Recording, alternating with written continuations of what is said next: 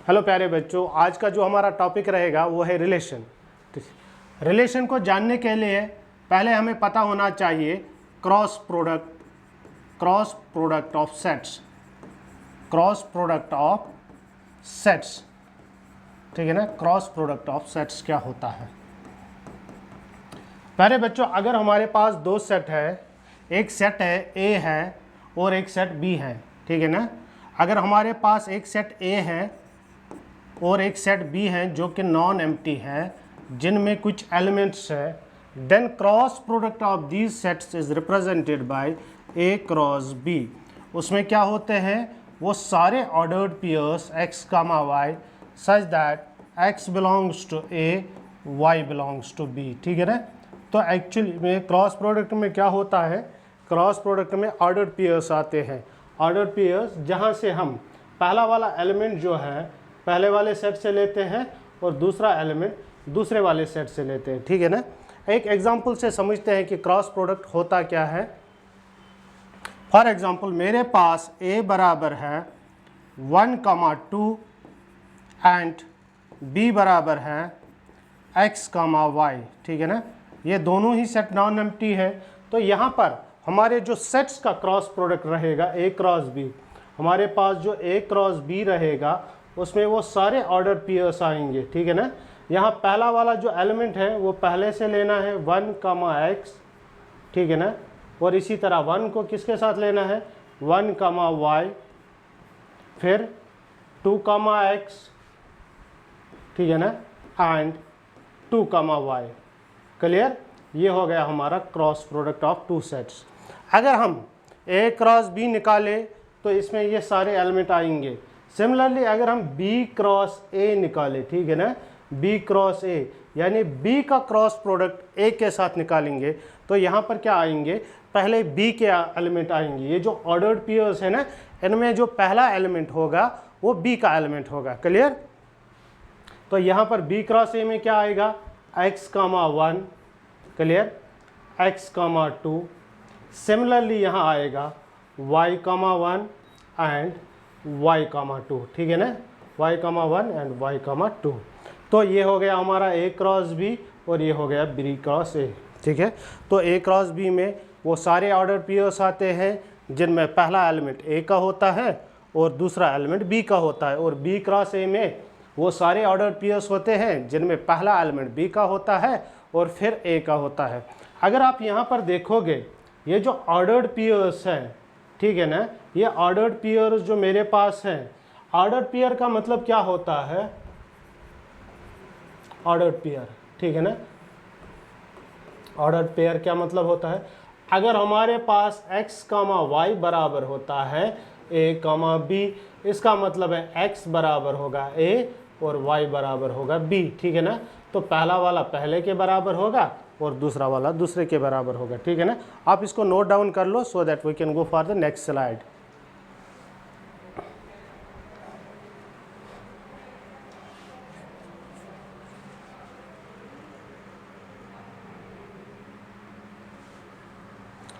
अभी हम एक और एग्जांपल लेते हैं, उससे हम क्रॉस प्रोडक्ट उसी तरह डिफाइन करेंगे। अगर एग्जांपल नंबर 2 हम लेंगे, एग्जांपल नंबर 2, a बराबर a, b और यहाँ पर हमारे पास सेट b है 2, 6, 4, क्लियर। तो यहाँ पर हमें निकालना है a क्रॉस b, यहाँ पर हमें निकालना है a क्रॉस b। तो a क्रॉस b यानी cross product of a, b। तो पहले क्या करना है? इस एलिमेंट को इसके साथ पेयर बनाना है, a, 2, इसी तरह a, 6, इसी तरह a, 4, फिर b, 2, b, 6 एंड b, 4, ठीक है ना, b, 4।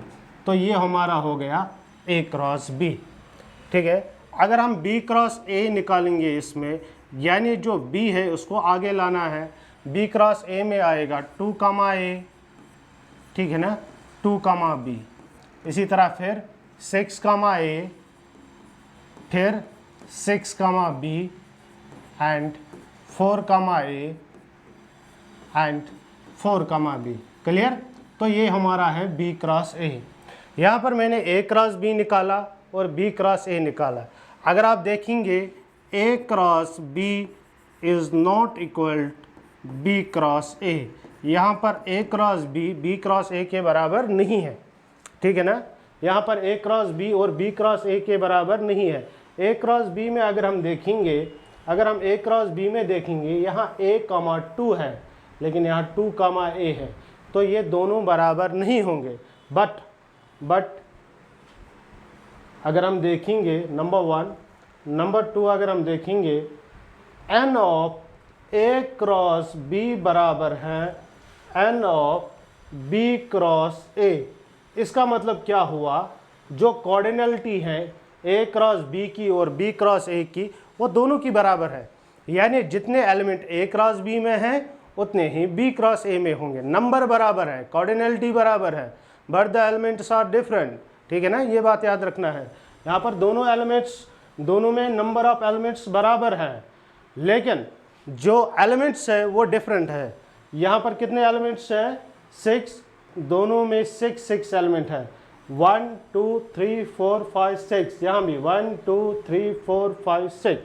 So the cardinality of A cross B is equal to B cross A, यानी number of elements in A cross B बराबर हैं B cross A, but A cross B is not equal to B cross A in general, ठीक है ना।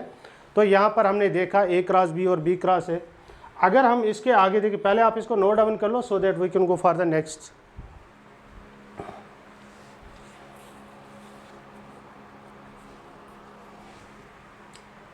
Okay, अब हमारे पास एक question arise होता है, अगर A में, नोट कर लो, if n of A equal to P, ठीक है ना, और n of B equal to Q, यानी अगर A में P एलिमेंट्स हैं, B में Q एलिमेंट्स हैं, तो A क्रॉस B में कितने होंगे, A क्रॉस B में होते हैं PQ, P इंटू Q, ठीक है ना, P into Q। For example, अगर हमारे पास इफ A बराबर 1, 2, 3 और n ऑफ B बराबर है 6, ठीक है ना, n ऑफ B बराबर है 6। इसमें क्या दिया गया है, इस एग्जाम्पल में आपके पास A में टोटल कितने एलिमेंट हैं, A में हमारे पास 3 एलिमेंट हैं, ठीक है ना, और B में कितने एलिमेंट हैं, B में 6 एलिमेंट्स हैं, ठीक है ना। और अगर आपसे कोई ये पूछे number of elements, then n of A cross B, ठीक है ना, n of A cross B आपसे पूछा गया है, n of A cross B किसके बराबर है, ठीक है ना। तो यहाँ पर आपको पता है n of A cross B बराबर होता है n ऑफ A, ठीक है ना, इंटू n ऑफ B, ठीक है, n of A into n of B। यानी अगर आपको A क्रॉस B में एलिमेंट निकालने हैं, कितने हैं, तो आपको देखने हैं कि A में कितने हैं, यहाँ A में 3 है और B में 6 है, तो A क्रॉस B में टोटल नंबर ऑफ एलिमेंट्स आएगा 18। कितना आएगा total number of elements, 18। Clear, okay. अब यहाँ पर एक और हम देखेंगे, अगर मेरे पास एक सेट है A इक्वल, अगर मेरे पास एक सेट है A equal P Q R, ये हमारे पास एक सेट है A, तो यहाँ इस A में कितने एलिमेंट हैं, इस A में 3 एलिमेंट हैं। अगर हम A के सबसेट्स देखेंगे, ठीक है ना, subsets of A, subsets of A क्या क्या होगा, सबसेट्स ऑफ A, ठीक है ना, सबसेट्स ऑफ A, एक तो होगा 5 is subset of every set, दूसरा होगा P, ठीक है ना, फिर होगा Q, ठीक है ना, फिर होगा R, ठीक है ना, एक एक करके, फिर होगा P, Q, फिर Q, R, फिर P, R, क्लियर, और लास्ट पे होगा P, Q, R। तो ये हमारे टोटल सबसेट्स ऑफ A है। अगर आप गौर से देखेंगे टोटल सबसेट्स ऑफ A कितने, 1 2 3 4 5 6 7 8, ठीक है ना। तो इन जनरल इफ अगर n of a equal p, ठीक, ये नोट कर लो, अगर n of a equal to p then total number of subsets, then total number of subsets of A, then total number of subsets of A बराबर होता है 2 raised power P। जैसे कि यहाँ पर कितने एलिमेंट थे, यहाँ 3, इसके टोटल सबसेट्स कितने होंगे 2 raised power 3, जो कि 8 के बराबर आएगा, ठीक है ना। इसको नोट डाउन कर लो so that we can go for the next slide.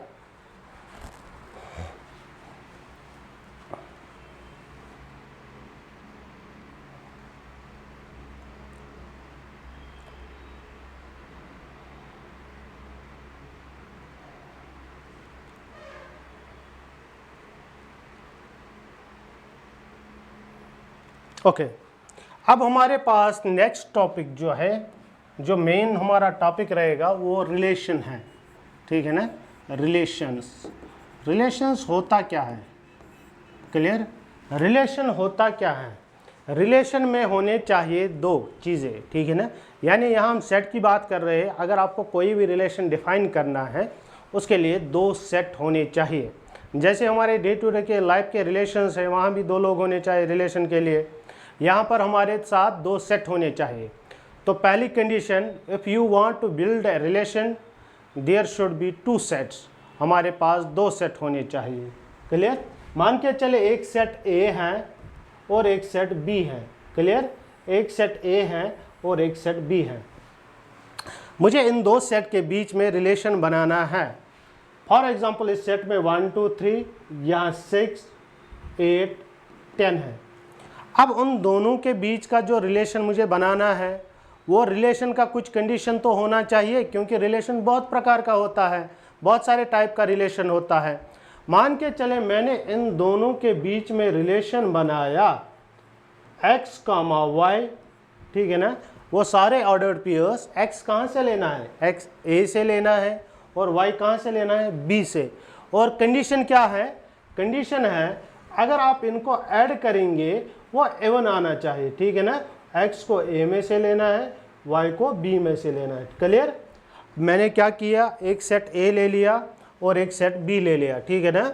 मैंने इनके बीच में एक रिलेशन डिफाइन किया,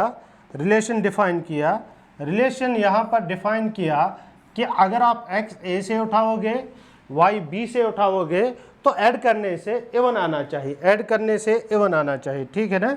ऐड करने से एवन आना चाहिए। तो इस रिलेशन में क्या क्या आता है, अगर मैं यहाँ से 1 उठाऊँ, यहाँ से 6 उठाऊँ, ऐड करूँ, वो 7 आ जाता है, और 7 एक ऑड नंबर है। मुझे सिर्फ वो ऑर्डर पेयर्स लेने हैं जिनको ऐड करने से इवन आना चाहिए। देखिए 1,8 भी नहीं आएगा, 1,10 भी नहीं आएगा, तो 2,6, जैसे मैं 2 और 6 का ऐड करूँगा ना तो 10 आ जाएगा। इसी तरह 2,8 करने से इवन आ जाता है। 2 को 8 से जब मैं कनेक्ट करूं और इनको ऐड करूं तब इवन आ जाता है। इसी तरह 2,10 भी आएगा, ठीक है ना, 2,10 भी आएगा 2 को 10 के साथ। तो इतने एलिमेंट आ रहे हैं, क्लियर, इतने एलिमेंट आ रहे हैं जिसमें 2 6 आ रहा है, 2 8 आ रहा है, 2 10 आ रहा है। तो ये सारे ऑर्डर्ड पेयर्स आ रहे हैं जो इस तरह की रिलेशन को सेटिस्फाई कर रहे हैं, ठीक है ना, इस तरह की रिलेशन को सेटिस्फाई कर रहे हैं। अब एक और रिलेशन में डिफाइन करूंगा इसी सेट पे। मेरा रिलेशन दूसरा है R2, इसको मैं R1 नाम देता हूं, R1। अब R2 क्या है, इसमें वो सारे ऑर्डर्ड पेयर्स है x, y such that x + y = odd, ठीक है ना। x, y a b से belong, x belongs to a and y belongs to b, ठीक है ना। Now you have to make all the ordered pairs, आपको वो सारे ऑर्डर्ड पेयर्स बनाने हैं जिसमें से पहला वाला एलिमेंट सेट a से लेना है और दूसरा वाला एलिमेंट सेट b से लेना है। लेकिन जब इनको ऐड करोगे तो ऑड नंबर आना चाहिए। अगर मैं यहाँ पर देखूँ, जो ये R2 है इसमें क्या क्या आएगा, R2 जो है इसमें क्या क्या आएगा, इसमें आएगा 1,6, क्योंकि ऐड करने से 7 बन जाता है, 1,8, इसी तरह 1,10 और फिर 3,6, 3,8 एंड 3,10, ठीक है ना। यहाँ पर भी जब इनको ऐड करेंगे तो इवन आ जाएगा। क्लियर। तो इसी तरह आप बहुत सारे रिलेशन बना सकते हैं ए और बी के बीच में।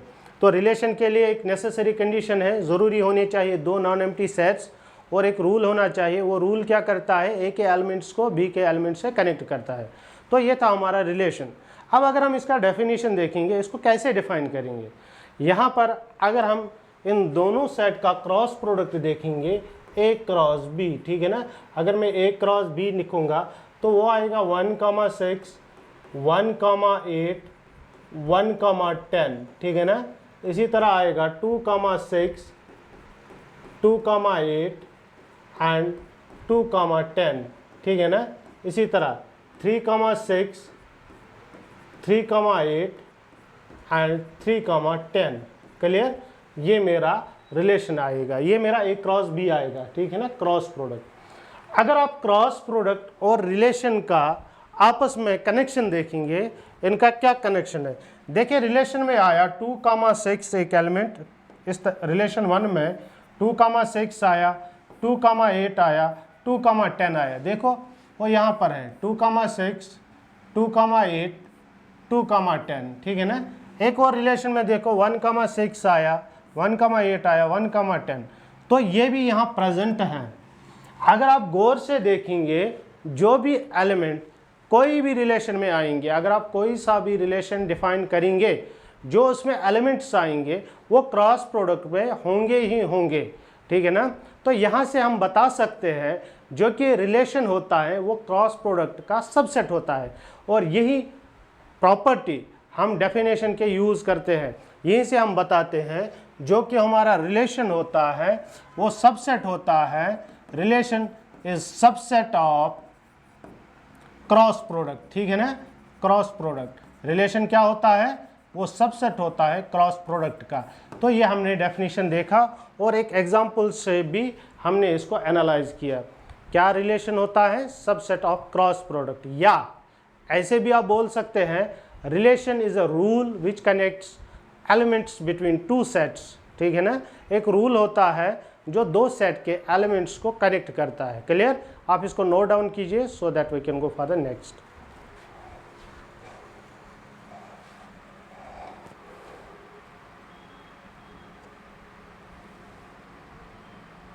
ओके, एक और बात अगर हम यहाँ डिफाइन करें, अगर हम एक और बात यहाँ पर देखेंगे, अगर हम एक और चीज़ यहाँ पर देखेंगे, अगर ए में P एलिमेंट्स हैं और B में Q एलिमेंट्स हैं, तो A क्रॉस B में कितने होंगे, A क्रॉस B में कितने होंगे, PQ। A क्रॉस B में कितने होंगे, PQ। तो A क्रॉस B के कितने सबसेट्स होंगे, subsets of A cross B, ठीक है ना, subsets of A cross B। क्योंकि A क्रॉस B में PQ है तो उसके टोटल सबसेट्स होंगे 2 रेज़्ड पावर PQ, ठीक है ना, 2 रेज़्ड पावर PQ। और अभी हमने पढ़ा जो रिलेशन होता है वो सबसेट होता है क्रॉस प्रोडक्ट का, और क्रॉस प्रोडक्ट कितने सबसेट्स होते हैं, 2 रेज़्ड पावर PQ। तो उतने ही रिलेशन भी होंगे। तो टोटल नंबर ऑफ रिलेशंस कितने होंगे, टोटल रिलेशंस कितने बनते हैं, टोटल रिलेशन बनेंगे 2 रेज़्ड पावर PQ, ठीक है ना, 2 रेज़्ड पावर PQ। अगर एक सेट में P एलिमेंट्स हैं, दूसरे वाले सेट में Q एलिमेंट्स हैं, तो टोटल रिलेशंस कितने बनेंगे, 2 रेज़्ड पावर PQ, ठीक है ना। आप इसको नोट डाउन कर लो so that we can go for the next question.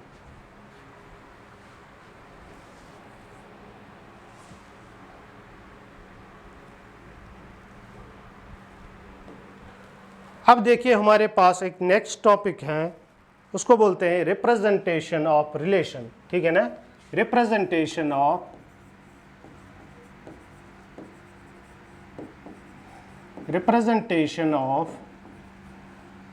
Relation, ठीक है ना। रिलेशन को हम कैसे रिप्रेजेंट करते हैं, उसमें हम एक एग्जांपल लेंगे और उससे हम रिप्रेजेंटेशन रिलेशन डिफाइन करेंगे, ठीक है ना। फॉर एग्जांपल मेरे पास a बराबर है -2 -1, ठीक है ना, मैंने एक सेट ले लिया A, -2 -1, ठीक है, -2 -1 4, ठीक है ना, B इक्वल 1, 3, 9, ठीक है ना, B इक्वल 1, 3, 9, और यहाँ पर मैंने रिलेशन बोला A is related to B if A is less than B, ठीक है ना, ये मैंने रिलेशन यहाँ पर डिफाइन किया। अब इस रिलेशन को हम कितने तरीक़ों से लिख सकते हैं। एक हमारे पास है नंबर 1, जिसको हम बोलते हैं रोस्टर फॉर्म। क्या बोलते हैं? Roster form. रोस्टर फॉर्म जैसे कि हमने सेट में पढ़ा था रोस्टर फॉर्म। रोस्टर फॉर्म में हम क्या करेंगे, रोस्टर फॉर्म में जितने भी एलिमेंट्स आते हैं रिलेशन में वो सारे हम लिखेंगे। तो पहला कौन कौन सा आता है, तो पहला कौन कौन सा आता है रिलेशन में, पहला आता है, देखो आपको ए में और बी में एलिमेंट्स उठाने हैं, लेकिन पहला वाला दूसरे से कम होना चाहिए। तो यहाँ पर इस वाले रिलेशन में आता है, ठीक है ना, इस वाले रिलेशन में आता है, यहाँ इस रिलेशन में आएगा, एक आएगा, देखो -2, 1 आएगा, ठीक है ना, और आएगा -2, 3 आएगा, और आएगा -2, 9, ठीक है ना, दूसरा आएगा -1, -1, और फिर आएगा -1, 3, -1, 3, और आएगा -1, 9, और इसी तरह आएगा 4, 1, 4, 1 नहीं आएगा क्योंकि 4 1 से बड़ा है, 4, 3 भी नहीं आएगा, और 4, 9 आएगा, ठीक है ना।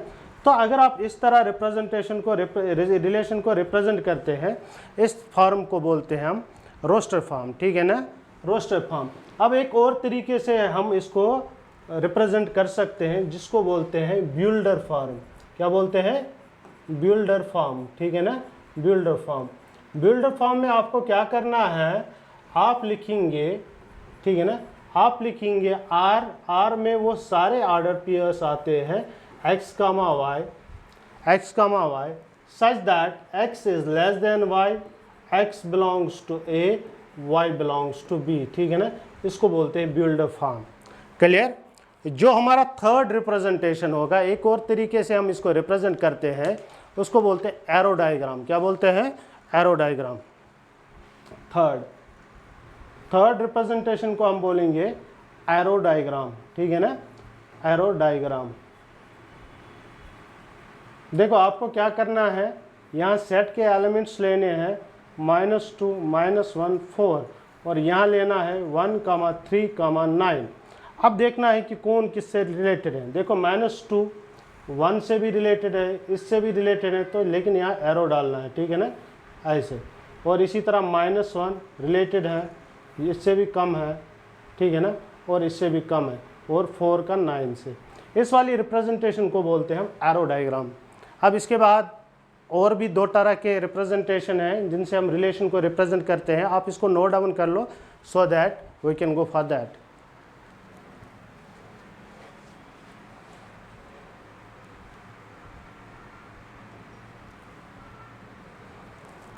अब एक और है जिसको हम बोलते हैं लेटेस्ट डायग्राम। क्या बोलते हैं? Latest diagram.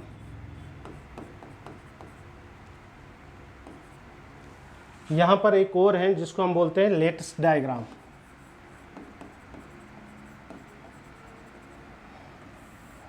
लेटेस्ट डायग्राम में क्या करना है, लेटेस्ट डायग्राम में आपको देखना है कि आपके पास सेट कौन कौन सा था, ठीक है ना, आपको देखना था आपके पास सेट कौन कौन सा है। -2, 1 एक था पहला सेट, ठीक है ना, -2, -1 और यहाँ पर 4 था, ठीक है ना, -2, -1, 4। पहला वाला सेट को x एक्सिस के अलोंग रिप्रेजेंट करना है, ठीक है ना, इसको अलोंग x एक्सिस रिप्रेजेंट करना है।